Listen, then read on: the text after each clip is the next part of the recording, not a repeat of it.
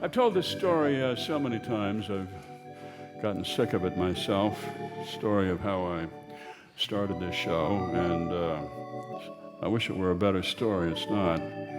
I didn't really want to tell it again, but people insist on hearing it, so. We love that story. Tell it again. You've heard it 100 times, so. The drummer hasn't heard it. He hasn't, the drummer? No. Well, okay, but this is the last time. So, I grew up in the Midwest, out on a farm, and we raised chickens, pigs, a few cows. My dad was Swedish. Mother was, she was a mom. How about I warm you up a bowl of milk and graham crackers, and then we'll play Parcheesi? And I wish I could say, that I'd grown up in Bogota. And my dad was a blackjack dealer, and my mom was an Apache dancer. And we lived above a casino, and I learned how to cut a deck before I could read. But no, I was born on this farm in Minnesota. Yes, we marched off to school in the morning, even on the coldest days. Went to the Lutheran church. Okay, here we go then. Went off to school. And I pledge allegiance to the flag of the United States of America. I was in Boy Scouts. A Boy Scout is trustworthy, loyal, helpful, friendly, courteous, kind. I wish it had been, a little more interesting. A Boy Scout is devious, secretive, conniving, cynical, in your face, happy to stab you in the back. But no, I was a good kid. Obedient, cheerful, thrifty, brave, clean, and reverent. I got merit badges in woodworking, in sheep herding, marksmanship, hairstyling, knife throwing, poultry, and poetry, too. Gild not these marble monuments with thy footprints, nor disgrace thy fortune in the eyes of men. And pottery as well. I needed just one more badge to become a Badger Scout, so I chose radio, and I got the Boy Scout band together, and live from my home, it's the Comedy Cavalcade. So what goes ha ha ha plop? Somebody laughing his head off. Why do they have a piano player in the band? So they'll have a place to put their beer. How long does it take to tune a string bass? Nobody's tried to find out. Yeah. What's the difference between a southern zoo and a northern zoo? A southern zoo has a description of the animal on the front of the cage along with a recipe. Thank you. You've been a wonderful audience. Thank you. I gave the tape to my scoutmaster. Next thing I knew, I had a phone call from New York City. Wow. Hello, kid, this is Hugh Mungus from the Fungus Among Us Broadcasting Corporation. I just got done listening to your audition tape, and wowee, kid, I am sending you an all-expenses-paid bus ticket to Manhattan, because we've got big plans for you. Oh, yes, we do. Wow, me going to New York, wearing my brand new suit. All my life, I'd listened to big radio shows originating from New York City. Live from Ansonia Station in New York, it's Rob Fisher and his High Society Orchestra. I'd been a fan of Rob Fisher's forever. A man who was born to wear black tie and tails. Rob Fisher, heir to the Fisher automotive fortune, had run away from a life of fabulous wealth to pursue his love of music and dance.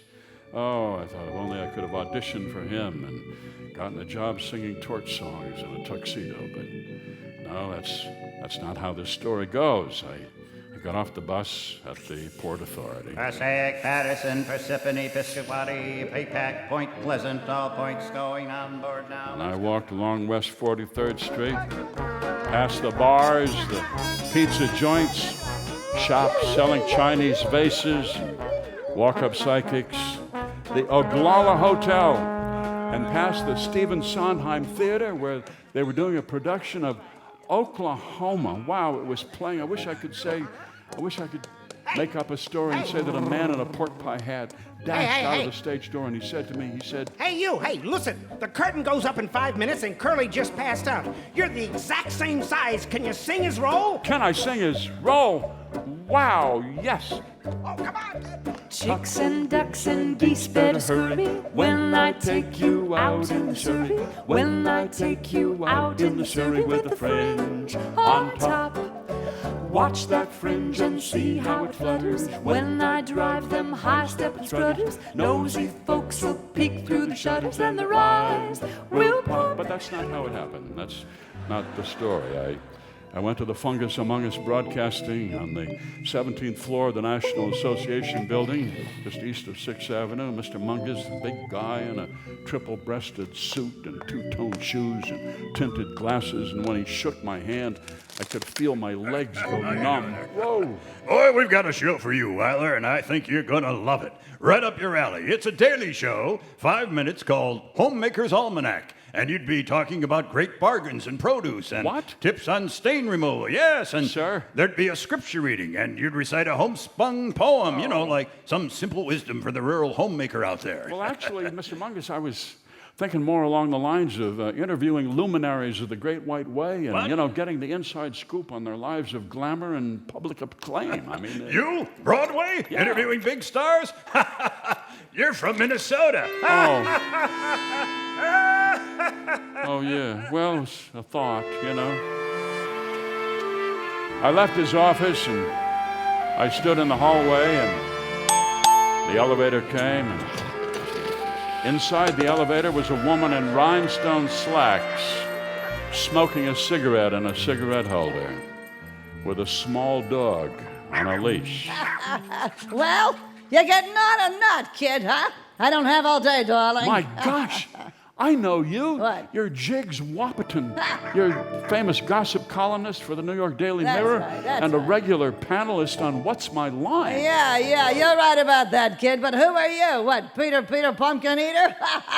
No, I'm Carson Weiler, and I came to New York to audition for radio. Oh, you? Radio? Oh, listen, kid. The day you get into radio, turkeys are gonna fly. And I mean that seriously.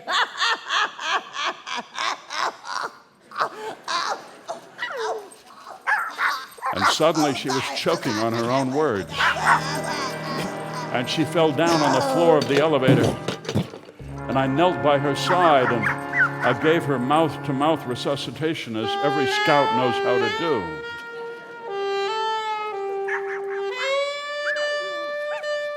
And she opened her eyes. And I wish I could say that she gave me the number of a famous producer who would make my dreams come true, but no. Who are you? Get off me before I call the cops, you pervert!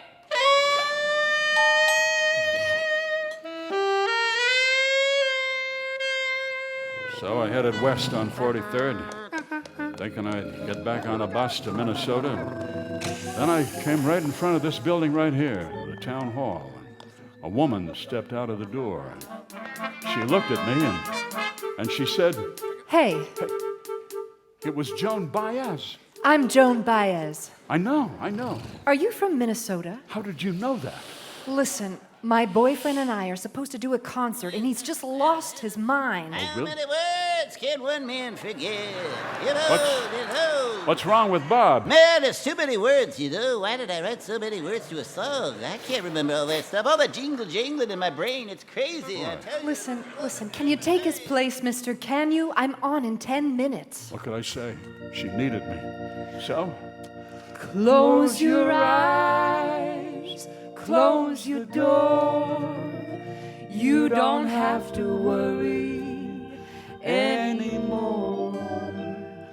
I'll be your baby tonight. I wish that's what happened, but it wasn't. That's not how the story went. Hey, You're Joan Baez.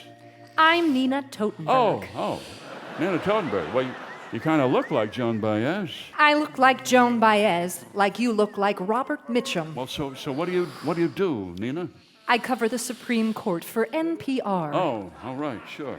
You listen to public radio? Well, my mother does. I don't know. Then beat it. What? Scram. Oh. Get lost. Oh, boy. And just then, a man appeared out of the Twyla? shadows. Twyla? Twyla, no, my name is Weiler. Oh, I thought you were Twyla Thorpe, the famous choreographer. You know, I get that a lot, actually, but no, the name is Weiler, Carson Weiler. You haven't seen her around, have you? No, I just saw Nina Totenberg, but not Twyla Thorpe. Oh, okay, okay. Oh, sorry to bother you. No, that's no problem. And then a woman came out of the shadows. Psst, psst, psst, psst, psst, psst. Hey, mister, do you have a few minutes? You're not going to try and sell me something, are you? Because if you are, let me tell you, I'm probably going to buy it because I'm from Minnesota and I don't know any better. I don't know how to say no to anybody. No, just whatever it is. No, I'm just asking you a favor. I'm Debbie Fisher. I'm Rob Fisher's mother. You see, his Debbie band. Fisher? Yes. Wow. His band is giving a concert in there, and there is one empty seat in the front row. And I just know that when he comes out on stage, he's going to see that one empty seat, and it's going to prey on his mind. So, could you? You want me to go and occupy the seat? Yes, please. So I did, and that's how I got started in the business, as a placeholder for Rob Fisher and his high society orchestra right here at the town hall. I'd make up a better story if I could, but that's the truth. It was that seat right down there, that one, right there.